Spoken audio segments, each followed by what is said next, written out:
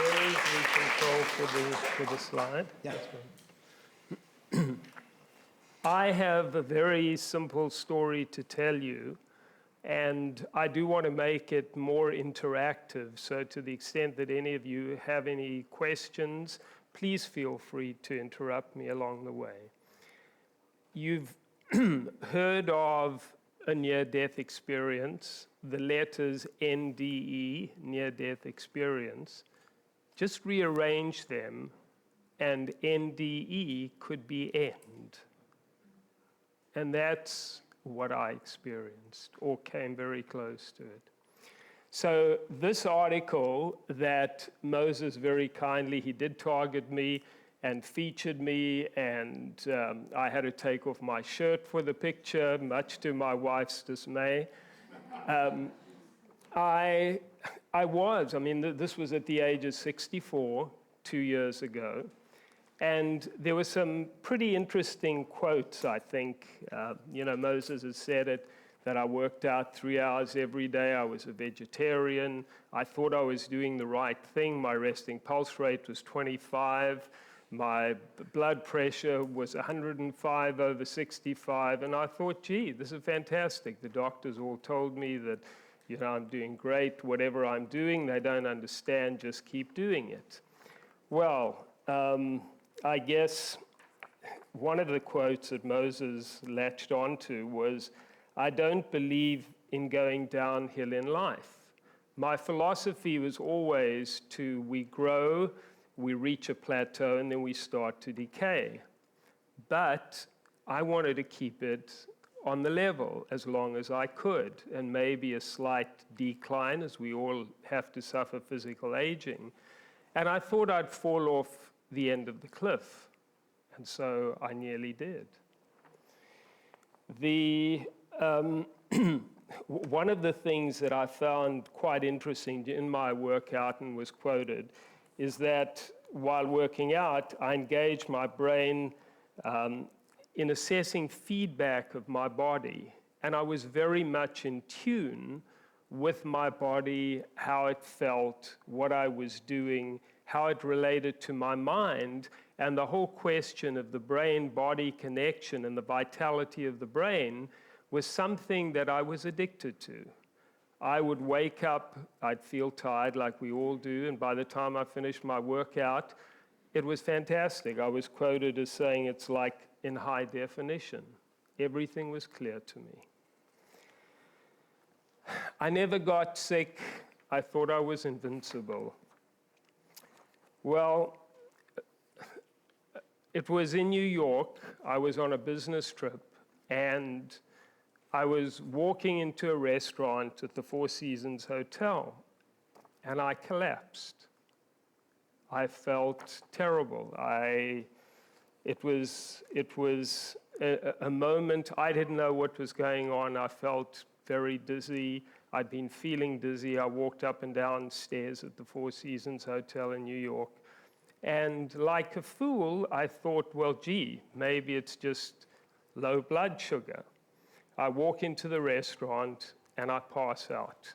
I fell and I hit my head against the maitre d's desk and I cut my forehead. I guess I just thought, as I said, low blood sugar. The maitre d' said, come on, let's, have some juice and some honey and whatever, and I did that.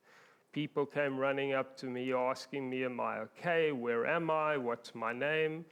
And I felt fine, though I felt very, very dizzy most of the day. I went to bed that night, and how I nearly died or could have died was unbelievable. What an idiot I was. Well, 2 weeks later, I guess it was the 12th of June, I was about to work out and I collapsed in my gym at home. My wife took me I called the GP who came over, and he was shocked. I'd weighed myself, I weighed 12 pounds more than I normally do. I didn't know what it was. I thought it was I'd eaten a lot of salt, something was going on. did I realize my heart was failing and that I was building up fluid in my body? So I went into the hospital. My blood pressure had risen to 180 over 100. Oh, sorry, let me go back. This is me. You can see that I'm wired up. I was in intensive care. My heart was stopping quite regularly for different lengths of pauses. The big white paddle was the attachment for the defibrillator. I had a big black one on my back. All the other wires were monitoring my heart. And I thought it was quite amusing. I mean, I don't look very happy there, but being the center of attention, I enjoy being the center of attention at times. So, it was quite cool, and I never really considered the risk that I was at, the stage of risk I was at. I was so sort of excited in a way about it. I took this picture with my iPhone. The top line is the pulse rate. The 98 is the oxygen content. My heart was stopping. It happened on a couple of occasions. You can see my blood pressure is 142 over 96, out of line for me. There was quite a lot of concern in the minds of the emergency staff. They didn't want to use the defibrillator because that wasn't the problem. The problem was that my heart was slowing down, not that it was in some kind of erratic pattern. So at about 11 o'clock that night, the 12th of June, they gave me an emergency pacemaker. And what it was all done under local anesthetic, feeding a wire up my femoral, I guess, vein into the heart. And while I was talking to the surgeons, one of them said to me, "Gee, your heart just stopped for 15 seconds. So the next day, they said to me, "You're really, good for a pacemaker." They came in, they tested me. It was quite funny. Again, I thought it was quite cool. A wire sticking out my body, turning up the speed of my heart, turning it down. Realizing that I was pacemaker dependent, they gave me a pacemaker. You can see the pacemaker out there, wires into the heart. The other wires are purely just the monitors that were still on me. And I felt great. Everything was fine. My heart was beating at double the pace that it normally did. So I felt pretty good. Sunnybrook did an article on me, and I had an incredible experience in Sunnybrook. All hospitals do their work well. I was particularly encouraged and felt a real, I guess, I was on the same wavelength as the doctors that I was talking to. They ran this article, and as you see, it says, "Beating strong gets his life back." There, I think, were a couple of other quotes. I said here, "It was a rebirth experience. I could have been dead. I feel like I got a new lease on life," which is what I did. There was a few other things, I guess. I said, I was telling them about my fitness, and they actually think that my workout routine actually saved my life. The shock of me falling in my gym at home in the Four Seasons Hotel, that shock, the adrenaline got my heart started again. That's why I say in the Four Seasons Hotel, lying alone in a room after that near-death experience, and I'll describe my near-death experience, my heart could have stopped so easily, so easily. So this was the article, a rebirth experience, taking pictures of me working out in the gym. A lot of people say, I look, for working out 3 hours every day, you don't see much muscle there. I didn't want muscle. I wanted lean and, really fit, low body fat, all those kinds of things for my own self-image and self-confidence.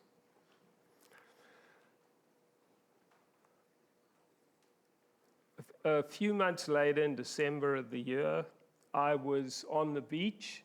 I looked fine. Thank God. You can see, if you look at my shoulder, my left shoulder, your right-hand side, you'll see a slight bump under the skin. That's a pacemaker. I thought it was cool. It's like having a new iPhone. Really, I'm very, very sort of familiar with. I love technology. I always buy the latest, greatest gadget. And I felt pretty cool, This thing is keeping me going in a way that I'd never been going before. My heart was beating double the speed, getting double the amount of oxygen. I was no longer a vegetarian. I felt terrific. And I think I looked okay. Well, Moses came at me again and said, let's have a sort of wrap-up of where you are today. And this is where I am. I didn't expect it. Who expects it? Who expects to be, feeling normal and all of a sudden the lights go out? And that's what happened. So there are a couple of quotes that may be worthwhile mentioning. And I think for many of you, you may relate to this because of other people in your lives or your own experiences. I said, I have no fear of death now. I have a tremendous appreciation for life. I always have. But I've experienced how close life and death are. My life is normal. All I have is this little device. I wear it as a badge of survival. The near-death experience, I didn't see bright lights. So, Colette, maybe I'm going to hell. I don't know. What I did feel, I felt this incredibly warm blanket covering me completely, over my head, around my body. Everything was dark. Everything was still. It was like everything stopped. It was so peaceful, so quiet, not a sound. And then I felt myself spinning and falling into darkness. But as I did, coming out of the darkness were faces. I didn't recognize them, but I could feel them. I could see their eyes. They were happy. I was happy. It was very peaceful. I wasn't fearful. It was like, embracing, welcoming, a safe place to be. And then I started hearing this incredibly loud sound, the sound of like a helicopter. And it was getting louder and louder. And as it did, I could feel myself being thrown around, back and forth, very physical. and rising up, and eventually feeling myself up somewhere and suddenly falling to the ground and coming out of my experience. The experience of being, thrown around was described by some doctors as the sort of experience we go through when a child is born and we're going through the birth canal. Whatever it was very, very physical, very physical. So what does this all mean for someone, an ordinary person like me, in terms of spiritual aspects? There are a couple of interesting things. About 2 years before this happened, I went to see a spiritualist, and she said to me, I'm getting a message from a woman who says, take care of your heart. I thought it was nonsense. My heart was fine. Everybody's told me so. That relates also to the fact that,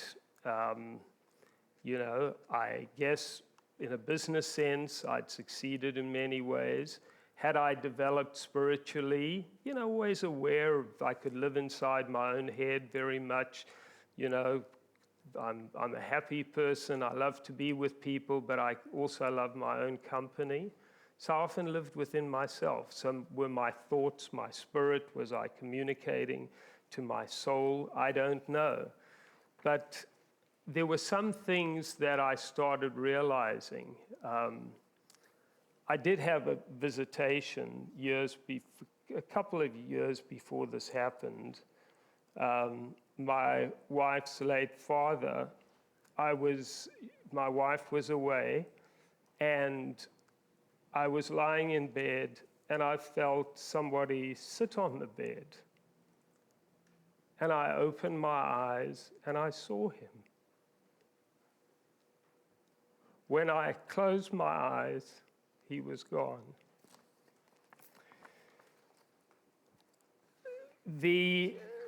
I told Colette that, the other thing I had experienced in a spiritual sense was I had had a massage, an energy massage, and I experienced the various chakras, and I had reached a point in my life where I could lie in bed at night and see the violet light. The clouds, I would see the odd color here and there, but it was very, very much the violet light. And I'll explain, I'll read some things relative to some research that I did. You know all the answers, Colette, but were meaningful for me to try and understand this. The difference is, after my near-death experiences, I see the eyes, I see the face of a woman looking at me. A few quick things. I see Moses is coming up here. I was born in 47. 7 and 4 is 11. I was 65, and 11 days, 6 and 5 is 11. 11 days later, I was in Sunnybrook Hospital. So I wonder if my next experience or confrontation with death will be when I'm 74, 7 and 4 is 11, 83, 8 and 3 is 11. Something is going on with the number 11.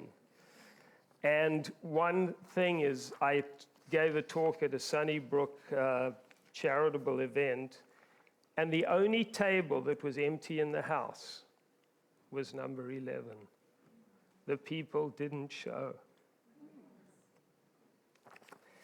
So the last thing I will say is, I will skip all the explanation about violet and the chakra and the meaning, but it's the closest point to, I guess, the soul, consciousness, the power beyond us, as I like to think of it. But the one thing that I do know, that nothing is more important in life than life itself. Thank you.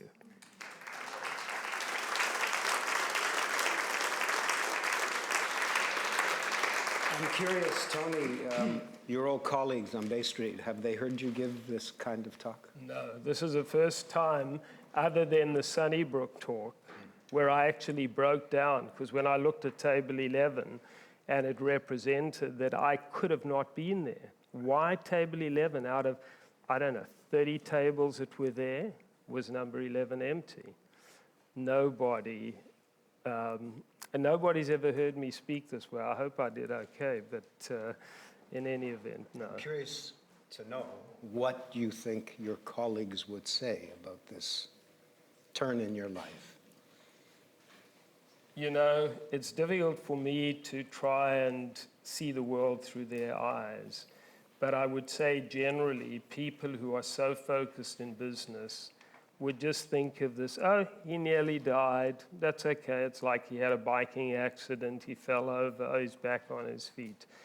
I don't know. I can't judge them. But I can tell you the depth of my understanding and this whole experience has opened my eyes and made me much more aware about the beauty of life, and the spectrum of life is far more than just working on Bay Street. It's a great message. Thank you.